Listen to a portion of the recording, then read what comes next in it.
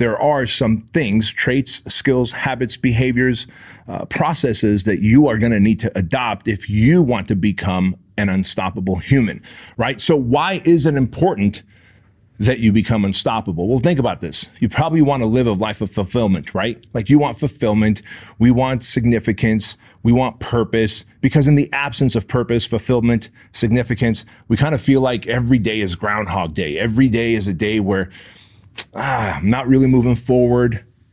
I don't have a sense of purpose. There's this like low undertone of anxiety and depression and overwhelm.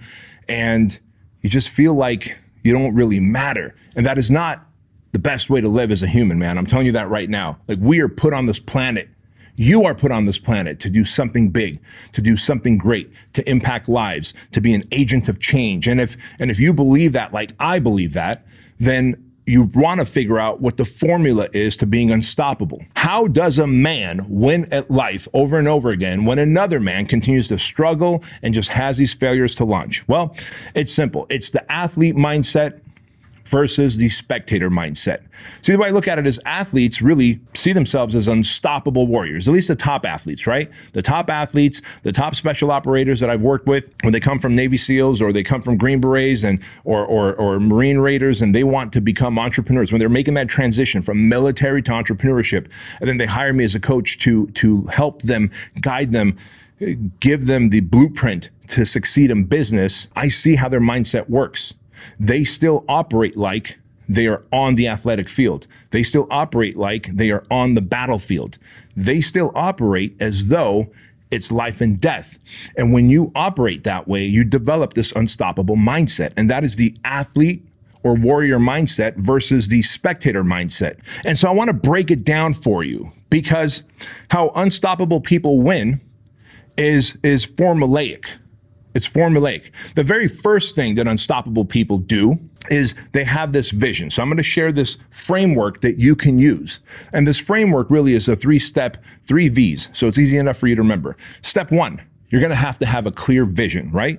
Your clear vision has to be, what is it that I want? The more specific you are on your vision, and by the way, this works for starting a business. This works for when you want to get in a marriage. This same framework that I'm going to give you right now, the 3 V's, works for when you want to get fit, when you want to get jacked, when you want to make money. It works in relationships. It works in every category of life.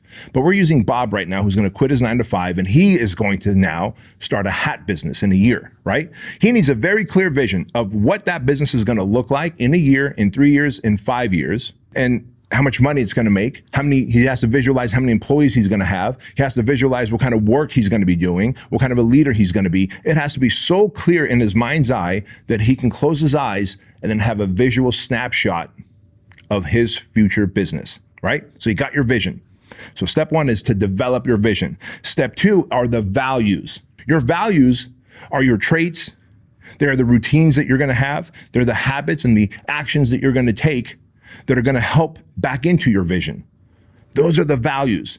And now that we know how clear the vision is, and you've got the values, the next step that Bob needs to do are the victories. What are the victories that he needs on a day-to-day basis so that he can start stacking wins? All victories are small daily wins stacked hour by hour, day by day, week by week, month by month, that help you back into your values. And that is what an athlete does. Well before the season starts, that athlete, the winners, have already seen themselves with the trophy, have already seen themselves on the other side of the finish line in first place. They don't just go, well, I hope this works. They have such a clear vision that they can feel it, taste it, breathe it, smell it. And then they live a ruthlessly designed life. They have these core values that are non-negotiable for them. Because if you're a winner, you cannot have negotiable values. It must be non-negotiable, zero compromise. And if you are living a zero compromise life, now you have to stack the victories that back into those values. And it might seem crazy to some people. And so understand that unstoppable humans treat themselves like athletes. And so if that's the case, what else do? Well, they also optimize themselves to be even more unstoppable, right? So what does optimization mean? Well, we want to have our mind, body, our routines, our team, our environment, everything dialed in to a 10, to its highest peak performance. You can keep your mind sharp by way of association. Who are the people that you allow around you? Because if you're allowing negative people into your environment, are you really keeping your mind optimized, or are you allowing them to degenerate your mind by poisoning your mind with thoughts? The people that you surround yourself with can absolutely influence your mind, your thought process, how you think, how you process, whether you think abundantly or you are thinking like a scaredy cat, that you think the sky's gonna fall, the economy's gonna collapse, and when it does, that you're destined to fail because everyone around you is talking like that. You have heard the saying, right? That you are the byproduct of the 5 people that you surround yourself with. Well, if I surround myself with negative people, low tone people, low energy people, gossipy people, people who spread rumors, people who always find something wrong with things, aren't I going to become the 6th person? I am, right? So you got to optimize your mind and protect your mind. Secondly, your body. Like, how do you protect your body? You work out consistently every day. You eat clean. You eat foods that are going to keep you sharp. If you're not eating healthy, organic, high proteins, grass-fed, getting your exercise, like, how do you suppose you're going to build $1 million company, a $2 million company, a 5, 10, $100 million company, right? And so understand that the highest performers on the planet, doesn't matter if they're on the battlefield, the business field, or the athletic field, they are optimized in mind, body, routine, their team, their environment. So let's talk about your environment. What are you doing right now to make sure that you have an environment that is conducive to getting the most amount of work done towards your biggest goals and dreams in life, right? Because if your environment is chaotic, it's unpredictable, you got loud people, you got smelly people, you got people that aren't necessarily rooting for you, you better find a way. You better find a way to leave. And so it is massively important for you to understand, to optimize yourself like a human. And so I'm here to tell you, if you are that person, you can do something about it by immediately taking control. Without confidence, you will never pick yourself back up. Because in your quest to be the best athlete, to be the best husband, to be the best entrepreneur, to be the best father, to be the best warfighter, whatever it is that you want to excel at, that you want to have supremacy in, you will have moments of temporary defeat. But if you don't have confidence, you will accept that as failure. If you are a confident person, then you will see that as temporary defeat. And the difference, I know it's a reframe, but the difference between failure, quitting, giving up, and moving on versus temporary defeat, knowing that it's temporary, that it is part of the process, it is almost formulaic, that I must have some defeats in order to prove my worth to the universe, that I deserve this greater level of success, happiness, abundance, relationship, fit body, whatever it is that you're looking for. You get that, right? I hope you understand that. And so how do you build confidence then? Well, let's talk about that, because I want to end on that note. How do you build confidence? Because if you can get rid of that first thing that I told you about, which is if you can get rid of the doubt that lingers in your head, right? Because doubt will start taking roots. Doubt will begin to create this tree of uncertainty within you, and you will begin to listen to that critic who begins to negotiate your dreams and hopes away. So if you can eliminate doubt, and if you can build confidence, I believe that you are like 50% there in terms of achieving your life's goals. So what is the secret to confidence? Well, first, when you make a promise, keep a promise, right?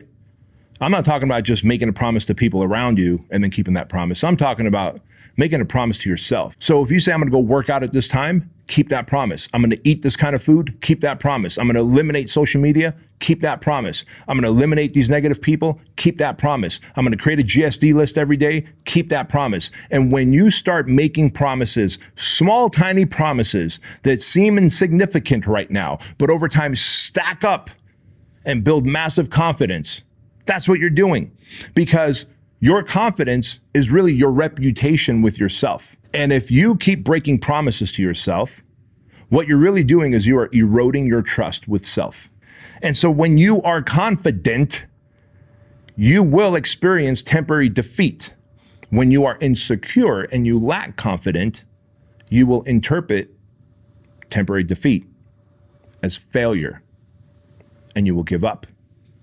And that is how people become average. That is how people stay average. And that is how years will go by, and you'll see that person, you go, man, they had so much potential, but for some reason failed to launch in life. And then it's because they accepted doubt and they eroded confidence, right?